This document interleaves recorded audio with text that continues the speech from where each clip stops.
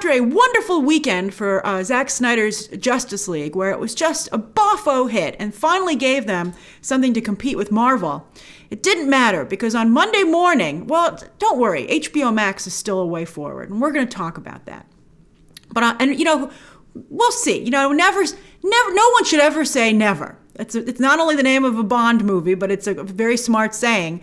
And so I feel that there's something to be said for the fact that Ann Sarnoff is saying never. I think that's not only a mistake, but because I think that, why would you ever, never close a door like that?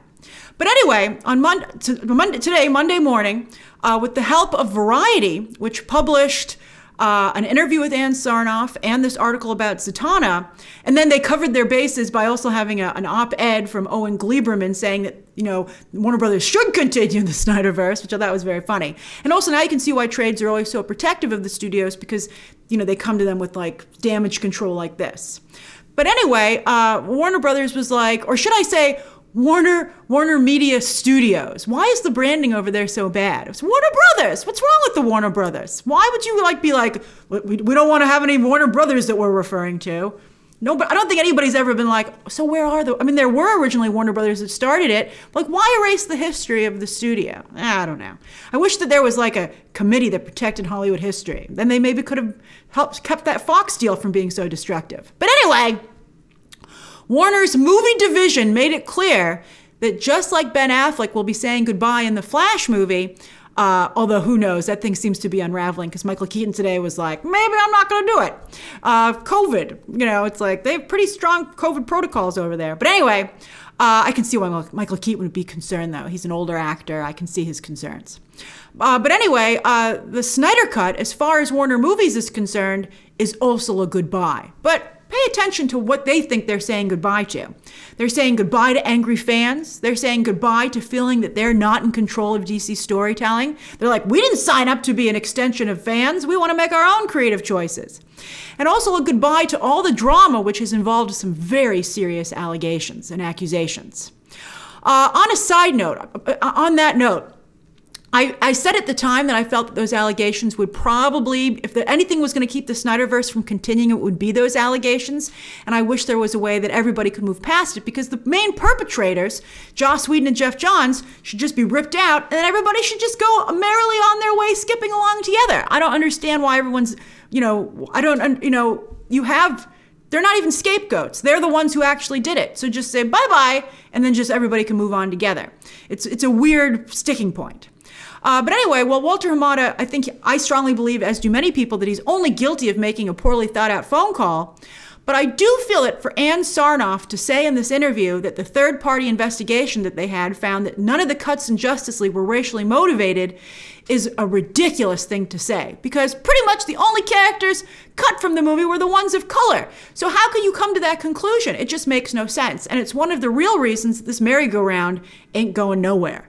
It's not going to stop. It's just crazy. It's like the only ones who are continuing this fight are Warner Media's movie division. Like everyone else is just so happy and getting along. It's weird. It reminds me a lot of Star Wars, which we'll talk about in a moment. Now, I can understand why Ann Sarnoff, Toby Emmerich, and Walter Hamada want to take the reins back when it comes to DC. Walter Hamada, in particular, I think is an executive who did very good with the horror division, and I think he wants to prove himself. He's like, hey, I have ideas. And I will say, it was really unfortunate that Sarnoff was able to reference death threats that she and some of her fellow executives have received. Those are horrific, and I think it's just absolutely appalling that that's happened. However, that only represents a very tiny fraction of the fan base that is active here. And I think that this is the same mistake that Star Wars made, where they labeled an entire fan base as toxic because of the horrible actions of a few. I don't even know if they truly believe that. I think it's a scapegoat to just write off everybody's complaints by saying it's from a toxic group. And I think that it's very weird to watch Warner Brothers DC make the same mistakes that Star Wars has made. I think, in fact, the majority of fans are saying, hey, you're heading off a cliff, and we're trying to stop you from heading off the cliff. That's what I think the majority of these fans are doing, quite frankly. And I think that, Aquaman still was able to make $1 billion. And a lot of fans who enjoy the Snyder Cut really liked Shazam. So, it's not it's not as evil and as contentious as I think it's being painted in some ways. Not to say that that really small toxic group doesn't exist. They do, and it's horrific, and it should be handled, and really bad. But yeah, I think that that's continually the problem. And I think that, why is Marvel not have any toxic fans? Because Kevin Feige is a fan himself. And so nobody feels they need to warn him and be like, I think also you have nobody who likes comic books actually working in the DC division or even bothering to go and look at the source material. And I think that, I think fans are coming from a good place and saying, oh, hey, well, I know the source material very well. Let me point out to you the mistakes you've made. And then, Warner Brothers takes that as an attack. And it's just trying to be helpful.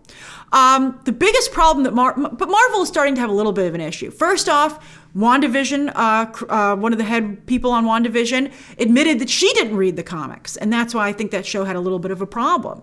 That was a big problem. That was a big problem. It's one of the rare times that's happened. And I don't know why Kevin Feige didn't come in and correct it better.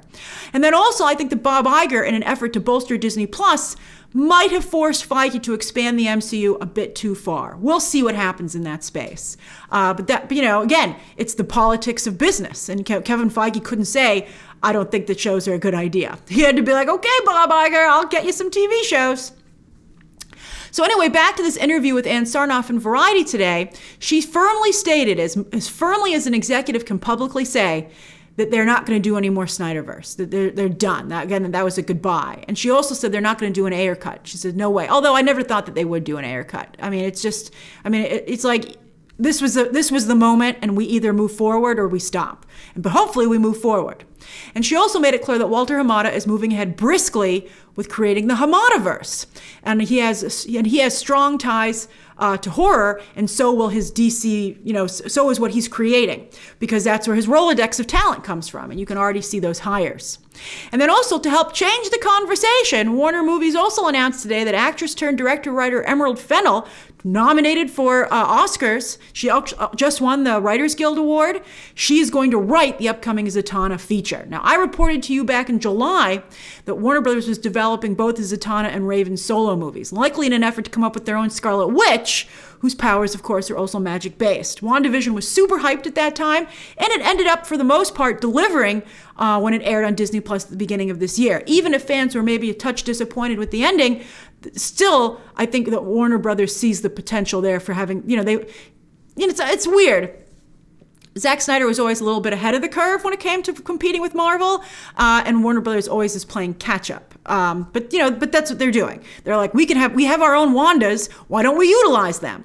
Now, speaking of Justice League Dark, Zatanna, of course, is a character on that team, and it was reported back that a while ago that J.J. Abrams was going to do a Justice League Dark television show for HBO Max.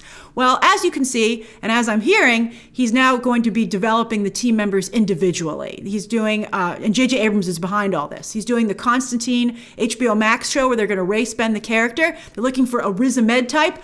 I don't know. How about Oscar nominee Riz Ahmed? It's like they wanted an Alison Brie type for She-Hulk, but then they didn't cast Alison Brie. You're like, you have these people. By the way, if you're not familiar, casting directors will often do that. They'll mention another actors for who they're looking like. And that's why when you want to be an aspiring actor, it's important that you have a similar vibe to an actor who already exists, because Hollywood doesn't know what to do with new ideas. They need to be able to say that you're like something else. And so also J.J. Abrams is behind this Zatanna movie he's producing. Justice League Dark, not only, I can see why J.J. Abrams gravitated towards Justice League Dark, because not only does it fit with the darker storytelling that DC fans seem to prefer, but it's a good fit with, again, Walter Hamada's Rolodex of horror talent.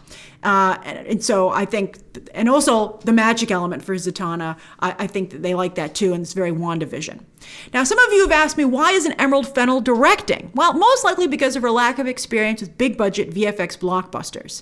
Producer Margot Robbie was allowed to hire an inexperienced director for Birds of Prey, and the film ended up needing extensive reshoots where the more experienced Chad Stahelski had to step in, and it never connected with mainstream audiences, and it wasn't a commercial hit. So I think that I'm glad that Warner Brothers learned from that mistake. So Fennell, I think she could upgrade to director very quickly. Now, there's two ways it can happen. Her script for Zatanna could be that good. They're like, wow, you do get mainstream audiences. This is very commercial. Okay, you can direct. I think that could happen. Or more likely, Walter Hamada will pick another director from his horror division. They have a ton of them over there because of all the different spin-offs from the Conjuring universe. And then have Emerald Fennell be on set and be like, watch this director work, you learn, and then you can direct another movie next. And I think that's actually very good producing from Hamada. He gets the new talent, the new voice in with Emerald Fennell, but he has a more experienced director to make sure the film follows through. I think that's very solid thinking.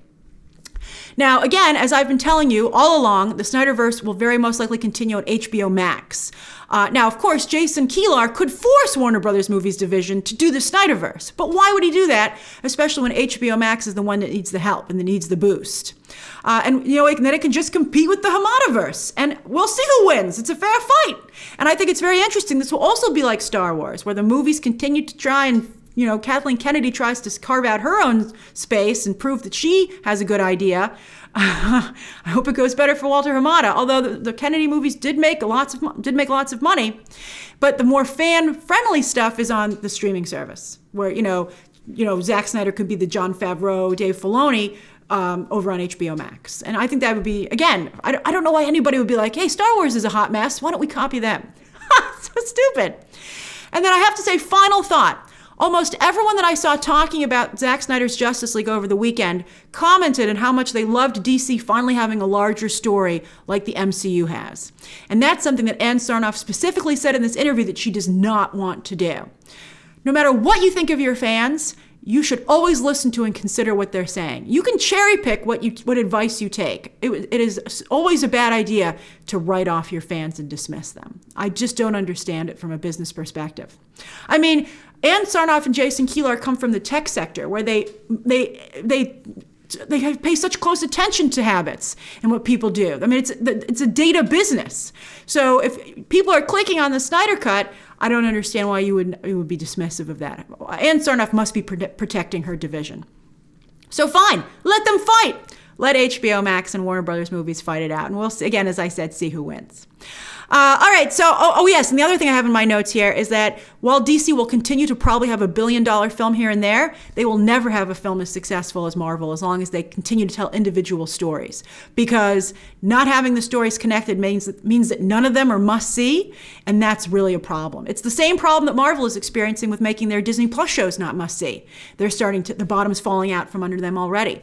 And so, don't be angry. Open yourself up to learning, man. It's the way everyone should be. And I hope that you are too with this experience. I know you're angry and I know that passions are running high, but you should also be, take a step back, be analytical, and learn from this. Learn from it.